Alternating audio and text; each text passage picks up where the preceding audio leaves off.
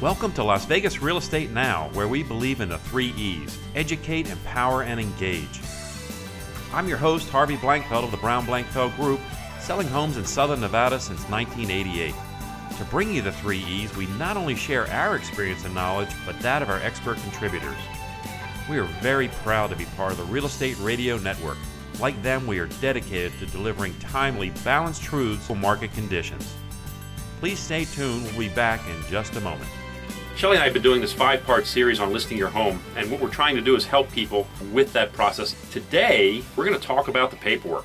The paperwork is perhaps one of the most important elements of selling a home, because if it's wrong, maybe you didn't sell the home. Maybe you didn't do it right. Exactly. There's a lot of things you need to watch for in the paperwork, and we have a lot of laws that say exactly what has to be filled out and what the seller has to disclose. One of the first things that happens is your listing contract. There are 3 important elements I wanted to get into. First, of course, is the commission. There's a percentage commission usually. You want to look at that commission, and there's 2 numbers on that. There's the gross commission that you're going to be paying that agency to sell your home, but then there's also what they call the co-op.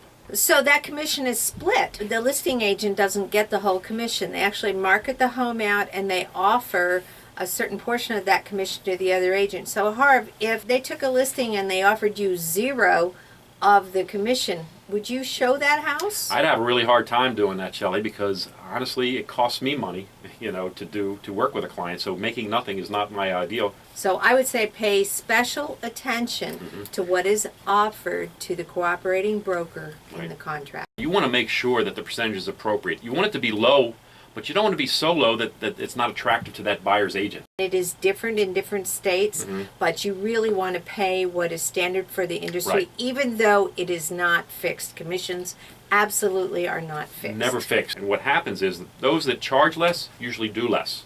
They don't market as much. Maybe fewer buyers come through. Maybe you don't get as big a sale price.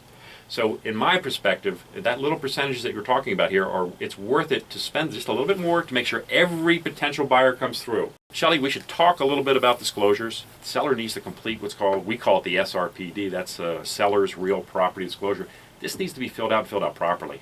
It really does. If a buyer finds something out after the fact, that is a potential lawsuit. But if it's on the form disclosed to the buyer has seen it, then that stops things. The one element of the seller's real property disclosure asks you the question, have you ever had water damage? The rest of them is there any problem with it currently? But water damage is something that we want to know about. Has it ever happened in your home? Right. I have a question about your disclosures. Shoot. If a seller knowingly had a serious rodent problem, is that something you guys put on the... It's on part the of even a form. minor rodent problem? It is. Actually, one of the questions on the seller's real property is, do you have any infestation? That's the word that they use on the... Infestation. Yeah. Yes. Infestation. If a seller asks you how to answer that question, I say, well, do you see a lot of rodents in your home? That's an infestation. We need to disclose that. Anything you are aware of, lay it out on the line. Thanks for listening to Las Vegas Real Estate Now. Please tune in every week and help us heal the Southern Nevada market one home at a time.